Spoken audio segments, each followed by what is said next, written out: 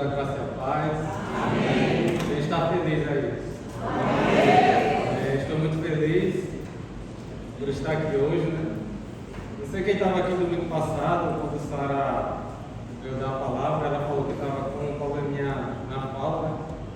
Por causa do aparelho. Eu também estou com probleminha, só que o meu é um problema na mandíbula que eu estou. Começo a fazer um tratamento, descobri agora recentemente.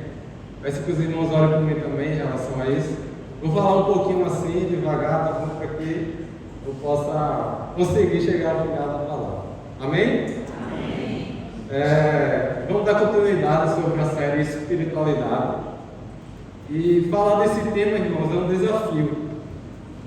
É um desafio porque muitos de nós achamos que o tema espiritualidade é um tema raso.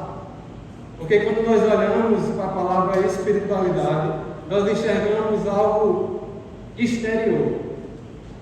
Para muitos de nós, espiritualidade é algo exterior, é aquilo que eu posso ver, é aquilo que eu faço, é aquilo que as pessoas estão vendo. Mas espiritualidade, irmãos, a verdadeira espiritualidade é aquilo que vem do nosso interior. É uma verdade que é gerada no nosso interior, é uma verdade que é gerada no nosso coração. Então a primeira coisa que eu quero falar para vocês é que espiritualidade não tem nada a ver com aquilo que a gente vê, não tem nada a ver com aquilo que a gente faz, mas é uma verdade que vem do meu e do seu coração. E por isso, irmãos, que esse tema é um desafio, por isso que esse tema é um pouco complicado. Eu queria pedir aos irmãos, convidar os irmãos a abrir no livro de João, capítulo 4.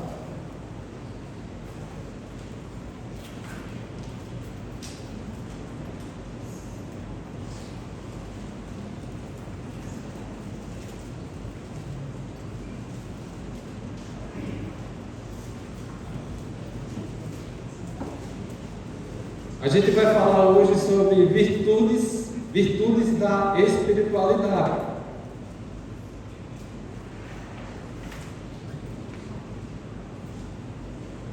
E como eu estava falando, irmãos, se a espiritualidade verdadeira ela vem do interior, fica mais difícil a gente julgar o que a gente vê no exterior. Fica mais difícil a gente julgar aquilo que a gente está vendo ou aquilo que a gente faz. Mas o que me incomoda, irmãos, muito, é que quando a gente pega as Escrituras, quando a gente pega o ministério e a vida de Cristo, a gente vê que o que Cristo mais combateu era aquilo que as pessoas achavam que era o exterior.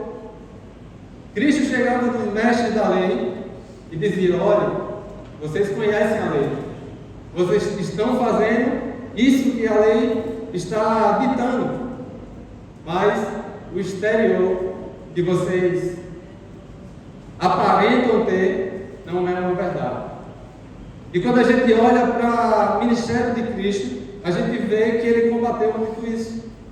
E parece que hoje, irmãos, nós estamos cometendo às vezes o mesmo erro. Nós nos incomodamos com aquilo que às vezes não merece atenção. E não damos atenção com aquilo que deveria nos incomodar. Nós olhamos para algo que nós queremos que fosse da nossa forma, mas nós não olhamos para dentro, para que a gente possa mudar, que a gente possa ter um interior verdadeiro e uma verdadeira espiritualidade.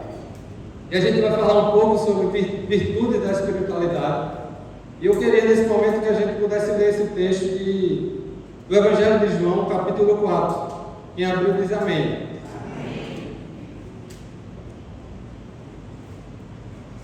Irmãos, esse é um texto bem conhecido, né? Acredito que muitos aqui já leram essa passagem. Mas eu queria que ao ler esse texto você ficasse bem atento. Como eu gosto de dizer, irmãos, quando a gente está lendo o texto, a gente lê ele de forma espiritual, mas a gente também lê ele de forma histórica. Então, quando você estiver lendo aqui, você lê da maneira, sabendo que aqui é uma história que aconteceu e foi verdadeira. A partir do versículo 1. Quando, pois, o Senhor veio a saber que os fariseus tinham ouvido dizer que ele era Jesus, fazia e batizava mais discípulos que João. Se bem que Jesus mesmo não batizava, e sim os seus discípulos. Deixou a Judéia, retirando-se outra vez para a Galiléia, e era necessário atravessar a província de Samaria. Chegou, pois, uma cidade samaritana chamada Sicar, perto das terras de Jacó. Perto das terras que Jacó dera ao seu filho José. Estava ali a fonte de Jacó. Cansado da viagem, assentara Jesus junto à fonte, por volta da hora sexta. Nisto, veio uma mulher samaritana tirar água, e disse Jesus: dá-me de beber, pois seus discípulos tinham ido à cidade para comprar alimentos. Então, lhe disse a mulher samaritana: como tu, sendo judeu, pedes águas para beber a mim, que sou mulher e samaritana? Porque os judeus não se davam com os samaritanos. Replicou Jesus: se conheceres o dom de Deus, é quem e o que te pede, dá-me de beber. Tu lhe pedirias, e ele lhe daria água viva. Respondeu a mulher: Senhor, tu não tens com que tirar, e o poço é fundo. Onde, pois, tens a água viva? És tu, porventura, maior que Jacó, o nosso pai, que nos deu o poço do qual ele mesmo bebeu, e bem assim seus filhos e o seu gado? Afirmou-lhe Jesus: quem beber dessa água tornará a ter sede. Aquele, porém, que beber da água que eu lhe der, nunca mais terá sede. Pelo contrário, a água que eu lhe der será nele uma fonte a jorrar para a vida eterna. Disse-lhe a mulher: Senhor, dá-me dessa água para que eu não volte mais a ter sede, nem precise vir aqui buscá-la. Disse-lhe Jesus: vai, chama teu marido e vem cá. Ao que lhe respondeu a mulher: não tenho marido. Replicou Jesus: bem dissestes, não tem marido, porque 5 maridos já tivestes, e este que agora tens não é teu marido. Isto disseste com verdade. Senhor, disse-lhe a mulher: vejo que tu és profeta. Nossos pais adoraram nesse monte. Vós, entretanto, disseis que em Jerusalém é o lugar onde se deve adorar. Disse-lhe Jesus: mulher, podes crer que a hora vem, quando nem neste monte, nem em Jerusalém adorareis ao Pai. Vos adorarás o que não conheceis, nós adoramos o que conhecemos, porque a salvação vem dos judeus. Mas vem a hora, e já chegou, em que os verdadeiros adoradores adorarão ao Pai, em espírito e em verdade, porque são estes que o Pai procura para seus adoradores. Deus é espírito, e importa que os seus adoradores o adorem em espírito e em verdade. Eu sei, respondeu a mulher, que há de vir o Messias, chamado Cristo. Quando ele vier, nos anunciará todas as coisas. Disse-lhe Jesus: eu sou o que falo contigo. Neste ponto, chegaram os seus discípulos e se admiraram de que estivesse falando com uma mulher. Todavia, nenhum lhe disse: que perguntas? Ou por que falas com ela? Quando a mulher deixou o seu cântaro, foi à cidade e disse àqueles homens: vinde comigo e vede um homem que me disse tudo o quanto tenho feito. Será este, porventura, o Cristo? Saíram, pois, da cidade e vieram a ter com ele. Vamos orar, irmãos? Em nome de Jesus, Pai, nós te agradecemos por tua palavra. Nós te agradecemos por essa noite. Em nome de Jesus, que o Senhor possa falar, Senhor, aos nossos corações, falar ao nosso entendimento, e que a gente possa sair daqui, Senhor, diferente como nós entramos, que a gente possa sair daqui mais fiel ao Senhor, que a gente possa sair daqui mais verdadeiro ao Senhor, que a gente possa sair aqui, Senhor, mais honesto, Senhor, com a tua palavra e com a tua presença. Nós oramos ao Senhor em nome de Jesus. Amém. Irmãos, quando a gente pega o significado de virtude, a gente vai ver que diz assim: virtude é uma qualidade moral, uma conduta interior verdadeira. A gente está falando sobre esse tema, mas eu coloquei um subtema para que a gente possa entender melhor. E o subtema é: Jesus ensina virtudes conversando com uma mulher samaritana. Irmãos, não sei se vocês perceberam nesse texto, a gente consegue identificar algumas coisas que podem gerar alguma dúvida na gente. Por exemplo, Jesus está saindo da Judéia. Isso me causa uma dúvida, não sei em você. E Jesus disse, e João, o autor aqui, está dizendo que era necessário que ele passasse por Samaria. Isso também mexe um pouquinho com a minha cabeça. Você vai ver também que a mulher aqui, ela fala sobre o templo de Jerusalém. Isso também causa uma dúvida na minha cabeça, eu não sei na sua. Existem alguns detalhes que a gente vê aqui que possa fazer com que gere algumas dúvidas para você também. Mas para que a gente possa analisar esse texto, a gente vai entender que no texto vai ter 3 grupos de pessoas. Primeiro, Jesus, que está ensinando, sim ou não? Sim ou não? Segundo, a mulher recebendo uma instrução, sim ou não? Terceiro, os discípulos aprendendo com aquilo ali, sim ou não? Então, esses 3 grupos de pessoas a gente vai encontrar no texto. E para a gente entender o que está acontecendo aqui nesse texto, o porquê Jesus saiu da Judéia e o porquê Jesus vai passar por Samaria, a gente precisa entender primeiro quem são os samaritanos. O povo samaritano teve origem na época da monarquia de Israel. O rei Davi, junto com o rei Salomão, reinava ali a monarquia de Israel. E Israel era dividido em 12 tribos. Com certeza você já ouviu falar sobre isso. Mas após a morte do rei Davi, depois da morte do rei Salomão, esse reino foi dividido. E agora o reino não se encontra mais em 12 tribos, mas sim o reino do norte e o reino do sul. Provavelmente você também já deve ter ouvido sobre isso. O reino do norte com capital em Samaria e o reino do sul de Judá com a capital em Jerusalém. O reino do sul, irmãos, a gente pode dizer que foi um reino bom. O reino a qual os governantes praticavam a palavra de Deus. Mas quando a gente vai estudar sobre o reino do norte, a gente vai ver que o reino do norte teve governantes que não foram bons, que não praticaram a palavra de Deus. Você pode encontrar isso no livro de 1ª e 2ª Reis. Depois que você chegar em casa, você pode verificar tudo isso. Por causa dessas más práticas do reino do norte, a gente vai ver que Deus, para punir aquele reino, Deus permite que o reino se misture com outros povos. Eu não sei se você sabe, irmão, mas os judeus tinham uma convicção de que o povo exclusivo de Deus era eles. Quando a gente lê o Velho Testamento, o Antigo Testamento, a gente vai ver que os judeus tinham a convicção de que eles eram um povo exclusivo de Deus. E por isso eles se denominavam como judeus puros.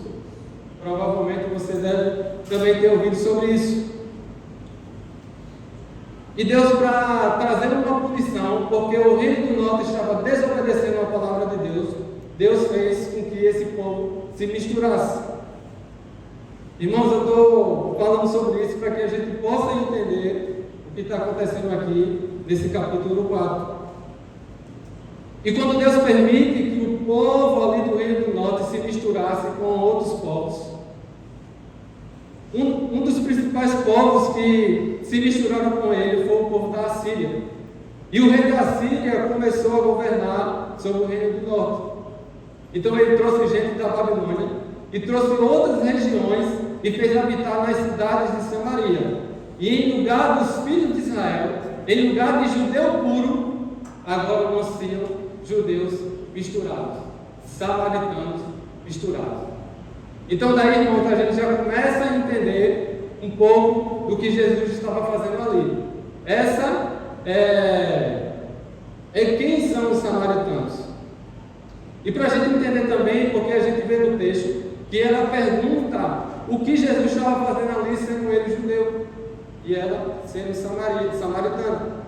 E a gente precisa entender que existia uma inimizade entre o judeu puro e os samaritanos, porque agora eles eram uma raça misturada, assim dizemos. E para entender, irmãos, essa inimizade, mais tarde liderança de Esdras e Neemias, quando os israelitas regressaram do exílio, quando eles voltaram desse governo dos assírios, os samaritanos quiseram participar da reedificação do templo de Jerusalém. Com certeza você já ouviu falar do templo de Jerusalém, que ficava em Judá, em Jerusalém. Porém, como eram odiados, porque agora não eram misturados, não eram judeus puros, a sua oferta de fazer parte da reedificação do templo foi negada. Então os judeus voltaram do governo da Síria e eles queriam fazer parte da reedificação do templo em Jerusalém. Só que os judeus, por causa dessa inimizade agora, disseram: não, vocês não vão mais fazer parte da reedificação do templo, vocês não vão mais poder adorar o nosso Deus no templo de Jerusalém. Os samaritanos insistiram que poderiam adorar a Deus, o único Deus em Samaria. Os judeus mantiveram que isso poderia realizar-se no templo de Jerusalém. E um pouco tempo depois, os samaritanos constroem um templo também em Samaria. E agora para eles podem adorar a Deus também em Samaria, mas os judeus não aceitaram isso. Está todo mundo entendendo? Até aí? O texto começa a ficar mais claro a partir daí. A gente começa a entender um pouco o que Jesus estava fazendo em Samaria. Portanto, irmãos, nessa passagem de João, capítulo 4, que a gente acabou de ler, como judeu, como Jesus sendo judeu, ele está em uma região em conflito com os judeus, isolado de judeus. Tudo isso desempenha agora um papel no diálogo entre Jesus e a mulher samaritana. A Palestina, nos tempos de Jesus, estava dividida em 3 províncias: Galileia ao norte, a qual nós chamamos de Baixa Galileia; Judéia ao sul, a qual nós chamamos a parte de cima; e Samaria entre as duas, que ficava a parte do meio. É digno de notar que Jesus sai da Judéia para não entrar em uma discussão sobre quem batizava mais, se era ele ou João Batista, como a gente leu no primeiro versículo, você pode conferir aí. Não era relevante para ele se João estava batizando mais ou se João estava batizando menos, se bem que ele mesmo não batizava, e sim os seus discípulos, como a gente também consegue identificar no texto. Jesus saiu para não entrar em uma competição. Jesus não alimentou uma vaidade no coração dos seus discípulos. Jesus não fez com que aquilo se tornasse uma concorrência no seu reino. A primeira coisa que a gente consegue identificar, irmãos, quando a gente lê esse texto, é que Jesus não estava se importando quem fazia mais. Jesus não estava se importando o que o exterior estava produzindo.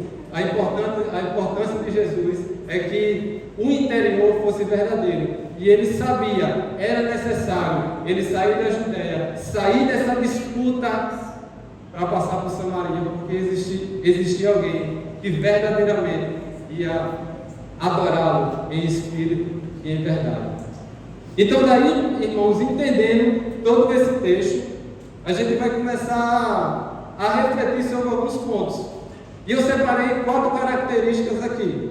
A primeira característica é que Jesus dá um exemplo de amor, e amor é uma virtude, porque amor, irmãos, vem do nosso interior. Nós conseguimos demonstrar amor externamente, mas verdadeiramente o amor, o sentimento do amor só pode ser verdadeiro se vir do seu coração.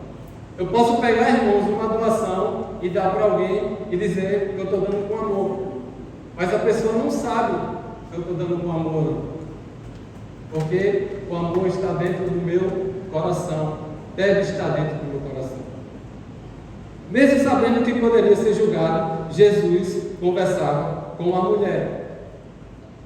Jesus, sabendo, irmão, que ele podia receber esse julgamento pelo fato dessa inimizade em Samaria, Jesus não fez questão. E com esse ato de amor, ele vai para a cidade de Sicar, na região de Samaria, senta-se ao poço e ali ele começa a conversar com aquela mulher. Assim, ele também demonstrou ato de amor aos seus discípulos, quando ele chamou os seus discípulos para segui-lo. Ele também demonstrou esse ato de amor quando ele chama os seus discípulos. Nessa passagem que nós lemos, irmãos, Jesus envia os seus discípulos para comprar comida na cidade de Sicar, que era chamada a cidade dos viciados ou a cidade dos bêbados. Um judeu considerava o pão dos samaritanos um pão imundo. Jesus começa a quebrar aqui alguns protocolos culturais e rompe com o preconceito religioso. Os discípulos vão para a feira da cidade comprar o pão imundo e se misturar com os samaritanos. E Jesus faz isso, irmão, porque a gente analisando, Jesus chama os discípulos e pede para os discípulos seguir. Eu não sei se você sabe, todos os discípulos eram da Galileia. Todos os discípulos pertenciam à Galileia. E a Galileia, irmão, não era uma região muito favorável. Tinha a Jerusalém, a parte de Judá, onde tinha a elite, da onde vinham os mestres, da onde vinham os mestres da lei, da onde vinham as pessoas importantes. E lá embaixo, por último, ficava a Galileia. E Jesus chamou todos os discípulos da Galileia para segui-lo. Agora imagine Jesus, denominado ali como rabi, como mestre, vindo da Galileia, e também seus discípulos, todos da Galileia. E Jesus também fez esse ato de amor, chamando os discípulos, ensinando a eles que perante a humanidade todos eram iguais. Assim também ele demonstrou o ato de amor na cruz pela humanidade. Nós sabemos bem, irmãos, que Jesus, em seu ministério e cumprindo o seu ministério, ele entregou a sua vida ali na cruz. Entregando a sua vida ali na cruz, ele nos deixa alguns exemplos para que a gente possa imitá-lo. Mas, irmãos, quando a gente vai olhar para esses exemplos, a gente vê que é um pouco difícil. É muito difícil, irmãos, a gente amar a pessoa que está do nosso lado, muitas das vezes.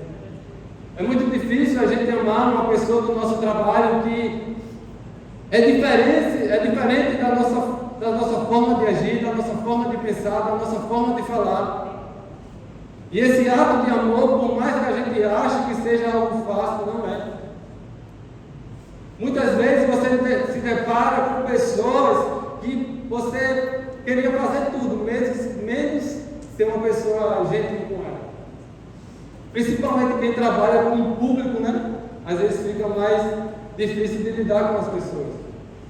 Mas Jesus, na cruz, demonstrando esse ato de amor, ele também deixa esse exemplo para que a gente possa imitá-lo, mesmo que seja difícil. Então, a primeira característica que nós aprendemos aqui é que Jesus dá um exemplo de amor, e é esse exemplo de amor que a gente deve imitar. Segundo exemplo, Jesus dá um exemplo de humildade. Como eu já falei, Jesus está indo ali, está chegando no poço, um local onde não se encontrava judeu, local onde o judeu não passava, e provavelmente um local onde aquela mulher estava indo ao meio-dia. Jesus chega lá e demonstra esse ato, esse exemplo de humildade. Os judeus, inclusive as autoridades religiosas, tinham a prática de não se aproximar dos samaritanos. Irmãos, mesmo os mestres da lei, aqueles que conheciam e praticavam a palavra de Deus, principalmente eles faziam de tudo para não se aproximar e nem passar dos samaritanos. E Jesus ali, como eu falei, denominado já como rabi, já conhecido como rabi, já conhecido como mestre, ele, com toda a sua humildade, ele está ali no poço, conversando com aquela mulher. Jesus não fez questão por ela ser mulher, e ainda pediu água, mostrando que ele estava ali de igual com ela.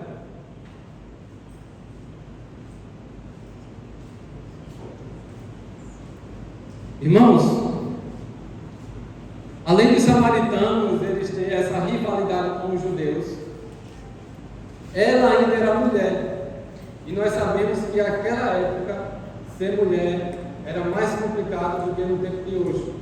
A mulher não tinha nenhum tipo de valorização, a mulher não tinha nenhum tipo de admiração, a mulher estava praticamente excluída, e Jesus se coloca de igual. Eu coloquei isso aqui, que ele se coloca de igual, porque Jesus estava ali e Jesus pede água para ela. Jesus se coloca de igual com ela, mostrando a sua humildade. Irmãos, provavelmente, quando a gente lê no texto, a mulher estava lá ao meio-dia. Talvez fosse um horário, irmão, que ela sabia que ninguém estava no poço. Talvez os samaritanos estivessem reunidos com a família, almoçando, fazendo uma refeição. E ela está ali naquele momento. E era necessário que Jesus passasse a lei, porque Jesus ia resgatar a vida daquela mulher. Jesus deixa esse exemplo de humildade para nós também. Nós falamos sobre amor, nós falamos sobre o exemplo de Jesus de humildade. E o terceiro ponto é Jesus dá um exemplo de adoração. Quando nós falamos, irmãos, de adoração também, às vezes a gente cria algumas coisas na nossa cabeça do que é adoração. Talvez a gente ache que a adoração também é algo visível. Talvez a gente ache que a adoração é algo externo. Mas, irmãos, dificilmente eu vou saber se você está adorando verdadeiramente ou não. Dificilmente você vai saber se eu estou adorando verdadeiramente ou não. Jesus quebra o conceito de que a adoração era no templo. Lembra que eu falei sobre o templo de Jerusalém? Lembra? Sim ou não?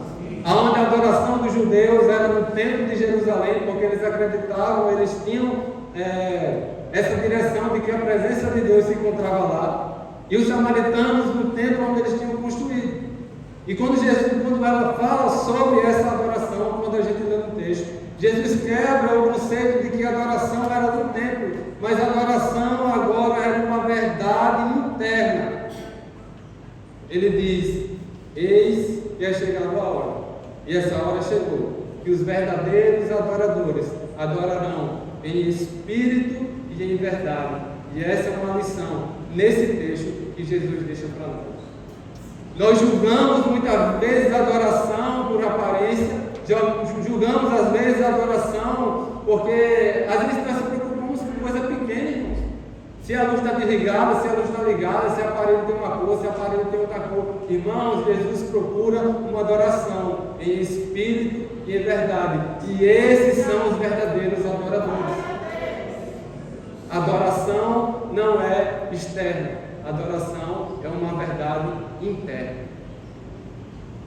Jesus dá exemplos de adoração em toda a sua trajetória de ministério. Jesus muitas vezes se encontrou orando. Como a gente lê lá em Marcos, eu queria convidar você a abrir lá no livro de Marcos, capítulo 1. Marcos, capítulo 1, versículo 35.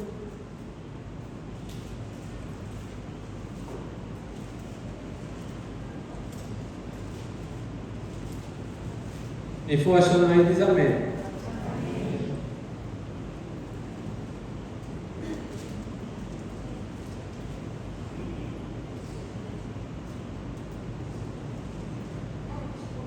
E levantando-se, versículo 35, e levantando-se pela manhã, muito cedo, fazendo ainda escuro, saiu e foi para um lugar deserto, e ali orava. Jesus dá um exemplo, irmãos, de adoração em toda a sua trajetória de ministério, porque Jesus muitas vezes adorava. Jesus dá exemplo também da verdadeira adoração quando ele cura no sábado. Lucas capítulo 14, queria convidar você a abrir também, versículo 1 ao 4.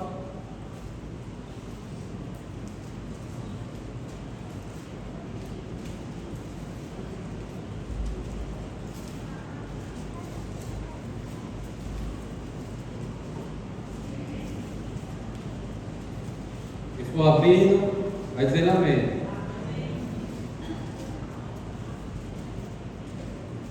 Lucas 14, do 1 ao 4. No sábado, Jesus foi comer na casa de certo líder dos fariseus, e todas as pessoas o observaram. À sua frente se achava um homem muito inchado, que sofria de hidropisia. Jesus então perguntou aos professores da lei e os fariseus: é permitido curar no sábado ou não? Mas eles não responderam nada. Jesus então segurou o homem, curou e depois mandou embora. Na sua trajetória, irmãos, de ministério e vida, Jesus deu um exemplo de verdadeira adoração, curando no sábado, algo que os mestres da lei, aqueles que muitos eram conhecedores, não faziam.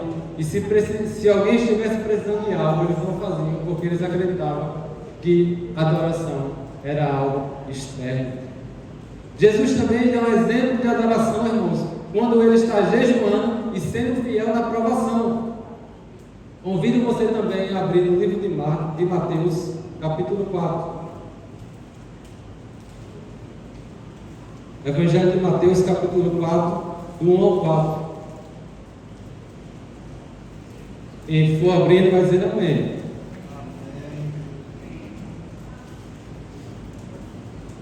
Mateus 4, do 1 ao 4. Então, foi conduzido Jesus pelo Espírito ao deserto para ser tentado pelo diabo. E tendo jejuado 40 dias e 40 noites, depois teve fome. E chegando-se ele ao tentador, disse: Se tu és filho de Deus, manda que estas pedras se tornem pães. Ele, porém, respondendo, disse: Está escrito, que nem só de pão viverá o homem, mas de toda a palavra que sai da boca de Deus.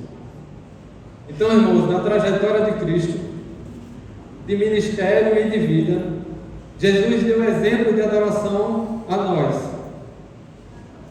orando, como a gente leu em Marcos capítulo 1, curando no sábado em Lucas capítulo 14, jejuando e sendo fiel na provação em Mateus capítulo 4, como a gente leu. Eu poderia, irmãos, citar muitos exemplos de virtude de Jesus aqui, de exemplos interiores de Jesus aqui, mas nós não temos muito tempo, né? Ainda temos o momento da ceia. Então, irmãos, nós aprendemos até aqui que Jesus dá exemplo de amor e esses exemplos Ele dá para que a gente possa seguir. Jesus dá exemplo de humildade e Ele dá esses exemplos para que a gente possa seguir. Jesus dá exemplos de adoração, como a gente acabou de ler, e esses exemplos de adoração é que a gente também possa seguir. E todos esses exemplos, eles nos ensinam que a verdadeira adoração é algo interno. Irmãos, a parte 4, eu quero detalhar e quero analisar aqui junto com vocês. Jesus mostra aos discípulos a verdadeira espiritualidade. E eu coloquei entre parênteses aqui, era necessário. Jesus é o cumprimento da salvação. Jesus é a realidade do que as profecias diziam no Antigo Testamento. Quando a gente pega o Antigo Testamento, a gente vê que o Messias ali é sempre ditado, é sempre posto de que haveria um Messias. Mas antes do Messias vir, a gente vai ver que existem algumas coisas que o povo fazia para que o povo pudesse adorar a Deus. O povo tinha as leis, o povo tinha os mandamentos, o povo tinha as leis orais, que eram as leis faladas pelos mestres da lei, que os judeus também seguiam. E tudo isso, irmãos, era uma forma de que o povo tinha para adorar a Deus. Iam para Jerusalém uma vez por ano também para levar sacrifícios para que Deus pudesse receber e ali os seus pecados fossem perdoados. Também era uma forma que eles faziam antes do Messias chegar. Mas, irmãos, em Colossenses capítulo 2, eu gostaria também de convidar você a abrir muitos livros hoje, né? As passagens.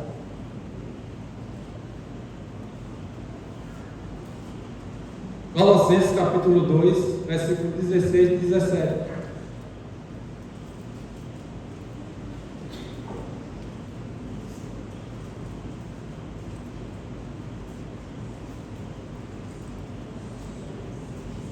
Quem for abrir vai dizer aleluia. Irmãos, está todo mundo entendendo até aqui?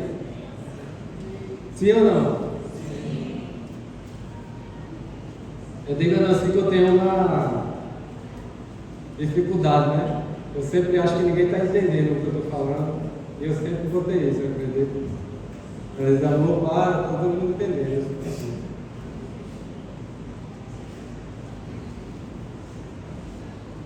a partir do versículo 16 até o 17. Portanto, ninguém vos julgue pelo comer ou pelo beber, ou por causa dos dias de festas, ou da lua nova ou dos sábados, que são sombras das coisas futuras, mas corpo de Cristo, mas o corpo é Cristo. Vou ler de novo. Portanto, ninguém vos julgue pelo comer ou pelo beber, ou por causa dos dias de festa, ou da lua nova ou dos sábados, que são sombras das coisas futuras, mas o corpo é de Cristo. Irmãos, isso aqui, essa carta de Colossenses, é escrita por Paulo. E quando Paulo ele vai citar aqui sobre sombras, ele está falando de tudo isso que eu falei agora. Ele está falando do sábado, onde os mestres da lei não faziam algo pelo próximo. Ele estava falando pela adoração exterior. Ele estava falando pelas leis orais. Ele estava falando pelas leis ali escritas. Ele está falando também pelo que o povo comia, ou pelo que o povo bebia. Mas ele diz aqui que tudo isso é sombra, mas o corpo é Cristo. E nós entendemos, irmãos, aqui no texto, que tudo que isso que o povo praticava estava certo, estava correto, porque era a lei, estava escrito. Mas o que as profecias prometiam, aquilo que as profecias prometiam como realidade, agora chegou. Está encontrado ali, sentado no poço com uma mulher, falando sobre a verdadeira adoração. E ele diz que a verdadeira adoração é aqueles que adoram em espírito e em verdade. O Messias chegou. Tudo isso agora se tornou sombra. É importante, mas é sombra porque Cristo, o Messias, agora estava ali. Irmãos, às vezes na nossa vida, a gente se encontra dessa maneira. Eu também me encontro dessa maneira. Às vezes a gente quer que as coisas sejam da nossa forma, que as pessoas sejam da nossa forma, que os objetos sejam da nossa forma, que a forma de falar, que a forma de ilustrar seja da nossa forma. Eu também muitas vezes me encontro assim.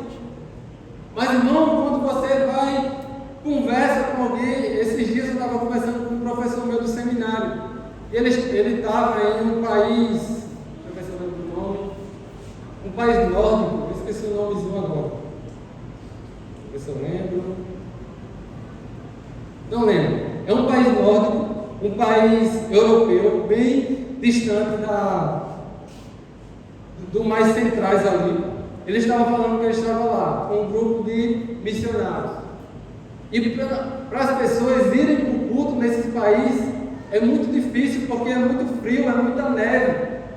Quase o ano inteiro as pessoas têm ali neve. Para sair de casa tem que vestir várias roupas. A escola para, porque os filhos não conseguem ir para a escola. Irmãos, o professor disse que chegou na igreja, no momento lá de culto, não como a gente aqui, mas uma reunião. E ele encontrou essas pessoas lá. E eu perguntei para o professor, foi difícil o senhor lidar com a cultura da forma deles? Esse meu filho, a última coisa que eu estava preocupado era com a cultura deles. O que eu estava preocupado era ensinar a verdade de Cristo. Era por isso que eu estava ali. E muitas vezes nós se apegamos muito nas coisas. Nós se apegamos muito naquilo que nós queremos que as pessoas façam. Nós se apegamos muito no jeito das pessoas, da forma das pessoas agir. Há certos momentos que a gente pode julgar assim, irmãos. Um ato errado nós podemos julgar assim. Um ato que não está perante a Bíblia, que faz parte do cristão, nós podemos julgar assim. Mas precisamos ser honestos com a palavra. Porque Jesus procura em nós, primeiramente, antes do julgamento, um verdadeiro adorador, para que a gente possa adorar em espírito e em verdade. Irmãos, já estou chegando ao fim. Eu fui bem breve assim, porque a gente ainda tem um momento da ceia. Mas eu queria que a gente lesse de novo João capítulo 4, o versículo 3. Versículo 3.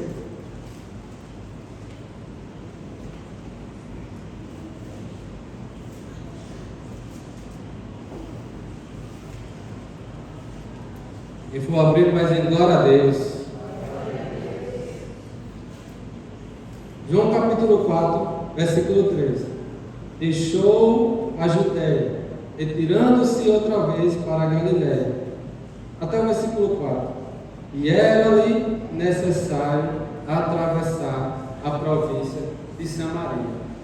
Irmãos, todas as vezes que eu li esse texto, esse era necessário me deixava uma dúvida muito grande. Se o autor estava escrevendo aqui que ele achava que era necessário, ou se o que ele estava escrevendo aqui era que Jesus achava que era necessário. Deu para entender? E eu ficava nessa reflexão. E para a gente tirar algumas dúvidas, a gente precisa ir no grego, né? No onde a gente acha mais fiel o que está escrito. E essa palavra era necessário. Eu não vou saber ler no grego aqui, não sou como pastor. Mas a palavra grega era necessário usar aqui, tem alguns significados. Mas eu só separei dois. O primeiro significado é necessidade com referência ao que requerido para atingir algum fim. Vou ler de novo. Necessidade com referência ao que é requerido para atingir o fim. Isso quer dizer que quando o autor coloca aqui que era necessário, é porque passar por Samaria ia ter um resultado. Ia atingir algum fim, tinha algum propósito. O segundo significado é necessidade estabelecida pelo conselho e decreto de Deus, especialmente por aquele propósito seu que se relaciona com a salvação de algum homem, pela intervenção de Cristo, que é revelado nas profecias do Antigo Testamento. Vou ler de novo. Necessidade estabelecida pelo conselho e decreto de Deus, especialmente por aquele propósito seu que se relaciona com a salvação de algum homem, pela intervenção de Cristo e que é revelado nas profecias do Antigo Testamento. Irmãos, quando eu fui analisar isso, até agora eu estou em dúvida. Eu não sei se o autor que escreveu aqui, se ele achava que era necessário, se João achava que era necessário, ou se ele escreve aqui porque era Jesus que achava necessário. Eu não sei responder, eu vou ficar em dívida com vocês sobre essa questão. Mas o que eu entendo aqui, só com essas duas definições, é que era necessário passar por Samaria porque existia um fim, existia um propósito. E era necessário passar por Samaria porque existia um decreto dado por Deus. E esse decreto era relacionado à salvação, não de algum homem, mas de uma mulher, pela intervenção de um homem chamado Jesus Cristo, que era e foi revelado pelas profecias do Antigo Testamento. Era necessário ele passar por Samaria. E esse é um grande exemplo de virtude também que Jesus nos dá e nos deixa como exemplo. Irmãos, eu queria só, para finalizar, queria pedir para quem botar uma imagem que eu passei para ele. A gente vai ver que ali em cima tem Galiléia, aqui tem Samaria e aqui tem Judéia.